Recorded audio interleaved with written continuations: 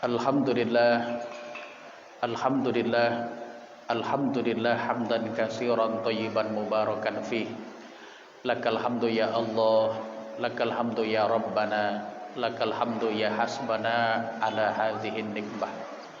Ashhadu an la ilaha illallah wa ashhadu anna Muhammadan abduhu wa rasuluh. Allahumma salli wa sallim ala sayyidina wa nabiyyina wa syafi'ina wa maulana Muhammadin wa ala alihi wa sahbihi ajma'in, amma ba'du. Faya ayyuhal hadirun, faya ayyuhal muslimun, ittaqullah, ittaqullah, ittaqullah haqqa tuqatih wa la tamutunna illa wa antum muslimun. Wa qala Allah ta'ala fil Qur'anil Karim, ya ayyuhalladzina amanu sallu alaihi wa sallimu taslima. Shadaqallahul azim wa balaghar rasulun nabiyyul habibul karim wa nahnu ala dzalika minasyahidin wasyakirin walhamdulillahi rabbil alamin. Hadirin jamaah Jumat yang dimuliakan oleh Allah, puji serta syukur mari sama-sama kita panjatkan kehadirat Allah Subhanahu wa taala. Teriring salawat dan salam senantiasa Allah limpahkan, Allah curahkan kepada baginda Nabi besar Muhammad sallallahu alaihi wasallam, pada para sahabatnya, keluarganya, kita termasuk pengikutnya. Mudah-mudahan kita semua mendapatkan syafaatul uzma yang besar dari Nabi kita, Nabi besar Muhammad sallallahu alaihi wasallam. Tidak lupa pula khatib berwasiat wabil khusus untuk diri khatib pribadi dan umumnya kepada jamaah yang dimuliakan Allah, untuk senantiasa kita meningkatkan keimanan dan ketakwaan kita kepada Allah. Takwa dalam artian intisalul ma'murat wajtinabul manhiyat, untuk senantiasa berusaha dengan sekuat tenaga menjalankan apa-apa yang diperintahkan oleh Allah, dan berusaha dengan sekuat tenaga menjauhi dari apa yang dilarang oleh Allah. Karena yakin apapun perbuatan baik yang kita lakukan ataupun perbuatan buruk yang mungkin kita lakukan, suka ataupun terpaksa, bisa jadi itu merupakan cerminan daripada keimanan dan ketakwaan kita kepada Allah.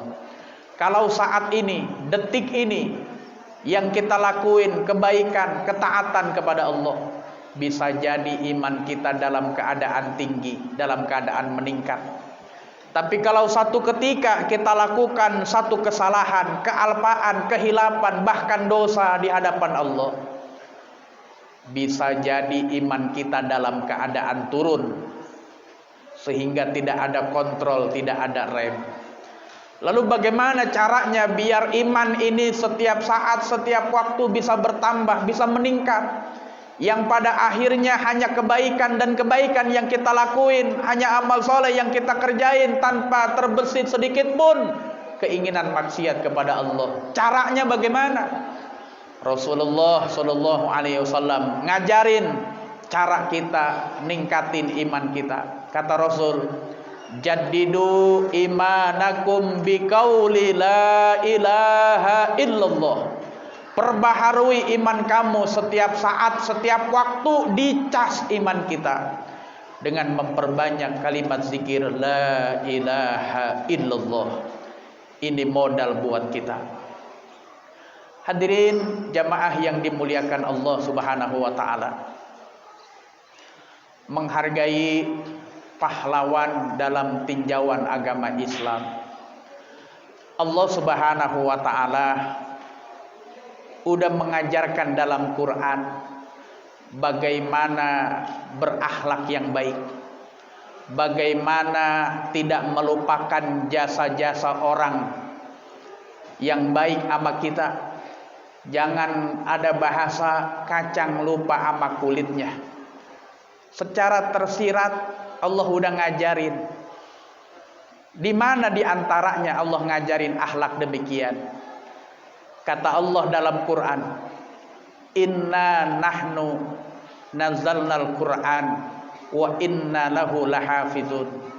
Kata Allah, sungguh kami yang telah menurunkan Al-Quran dan kami juga yang menjaga memeliharanya.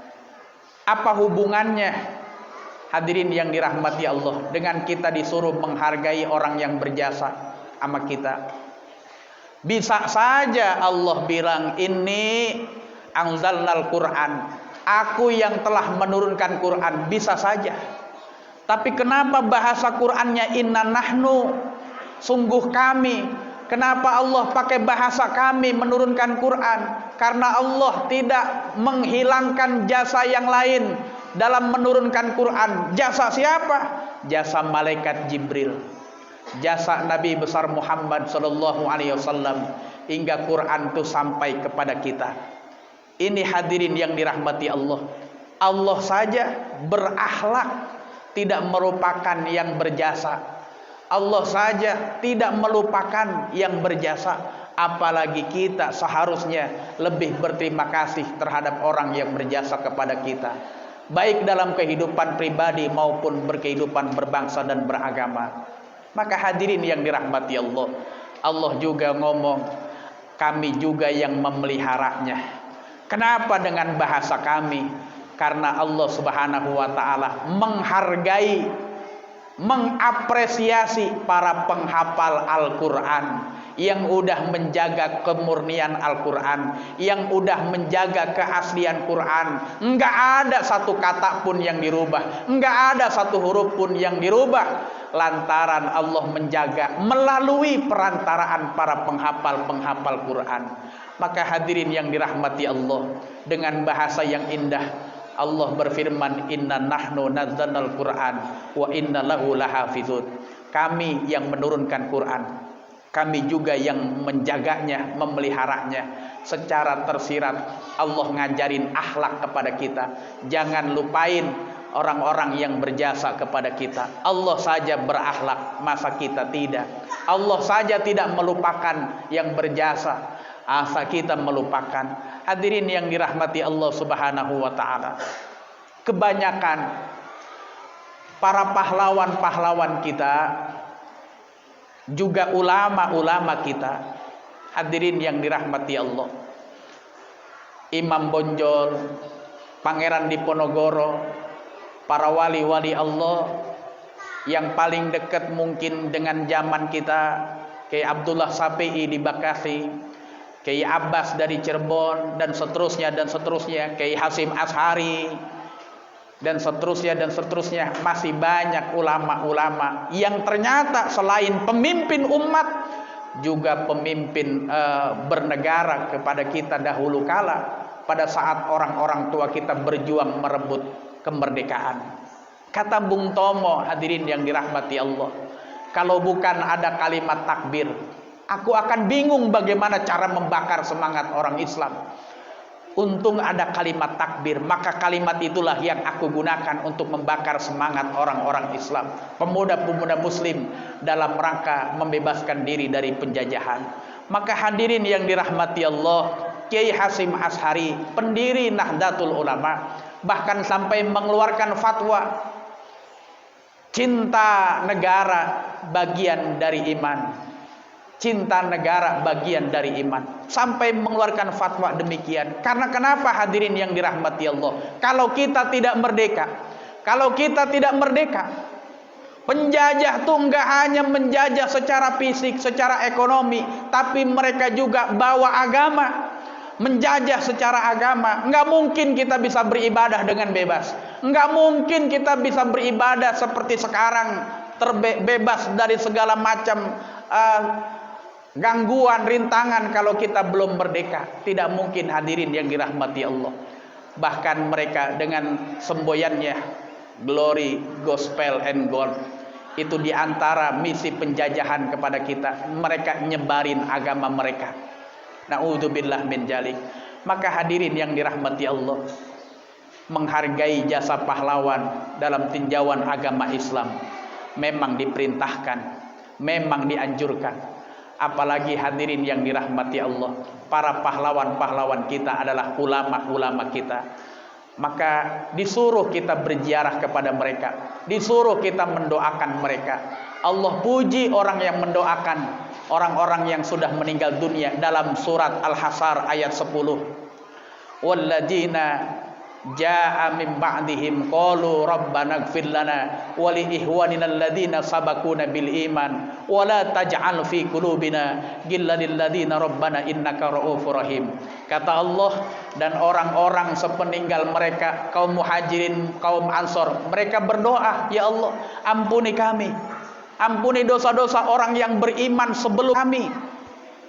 Maknanya apa? Mereka berdoa, ngedoain siapa? Ngedoain orang yang beriman sebelum mereka, sebelum kita siapa? Maka orang-orang tua kita, para sahabat, para tabi'in, terus sampai ke zaman Rasulullah Shallallahu Alaihi Wasallam. Allah memuji orang yang mendoakan orang lain. Bahkan dalam khutbah Jumat, andai kata khotib enggak doain Allahumma gfir lil muslimin wal muslimat, enggak begitu, enggak ngedoain begitu, maka batal khutbahnya, mesti diulang dari awal. Maka hadirin yang dirahmati Allah, bagaimana cara kita membalas jasa para pejuang, para pahlawan yang juga ulama-ulama kita? Bolehlah kita ngamalin ajaran Rasulullah Shallallahu Alaihi Wasallam. Setiap Kamis pagi Rasulullah berziarah ke Jabal Uhud. Kenapa ke Jabal Uhud? Karena di sana ada 70 syuhada Uhud yang meninggal dunia syahid pada saat perang Uhud. Rasul setiap Kamis pagi berziarah ke sana. Kalau Jumat Rasulullah berziarah ke makam Baqi. Di sebelah Masjid Nabawi ada sekitar 10.000 sahabat yang dimakamkan di sana. Rasulullah ngajarin kita, nyontoin kepada kita. Hadirin yang dirahmati Allah, untuk terus mendoakan, jangan sampai melupakan yang berjasa kepada kita, terutama para pahlawan-pahlawan dan ulama-ulama kita. Bahkan kalau mau kita ngamalin satu ajaran Rasulullah, kata Rasulullah, man jaro aliman faka'an nama jaroni, wa man jaroni wajabat lahu safaati. Kata Rasulullah, siapa yang menziarahi orang alim, siapa yang menziarahi ulama, siapa yang menziarahi wali, hidup atau matinya, maka seolah-olah dia menziarahiku. Dan orang yang menziarahiku wajabat syafaati, berhak mendapatkan syafaatku. Maka kita yang belum ada kemampuan ziarah ke Mekah, ziarah ke Madinah, belum ada kemampuan ekonomi dan seterusnya, bolehlah kita ngamalin ziarah dulu ke ulama-ulama, ke wali-wali yang masih hidup atau yang sudah meninggal dunia. Ngajarin perintah Rasul, man jaro aliman faka'an nama jaroni, wa man jaroni wajabat lahu syafaati. Orang yang menziarahi orang alim, ulama, masih hidup atau udah meninggal dunia, maka seolah-olah dia menziarahiku, kata Rasul. Dan orang yang menziarahiku berhak dapat syafaatku. Maka hadirin yang dirahmati Allah Subhanahu wa taala, kata Allah, kata Rasulullah Shallallahu Alaihi Wasallam, man yaskuril qalil lam yaskuril kasir, man lam yaskurin nas lam yaskurillah. Orang yang tidak bisa berterima kasih kepada manusia, enggak mungkin dia bisa berterima kasih sama Allah. Orang yang tidak bisa berterima kasih atas nikmat yang kecil, bagaimana mungkin dia berterima kasih atas nikmat yang besar? Mudah-mudahan kita terus dan terus mensyukuri nikmat-nikmat dari Allah Subhanahu wa taala. Barakallahu li wa lakum fil Qur'anil azim wa nafa'ani bil ayati wa dzikril hakim. Aqulu qouli hadza fastaghfiruh innahu huwal ghafurur rahim.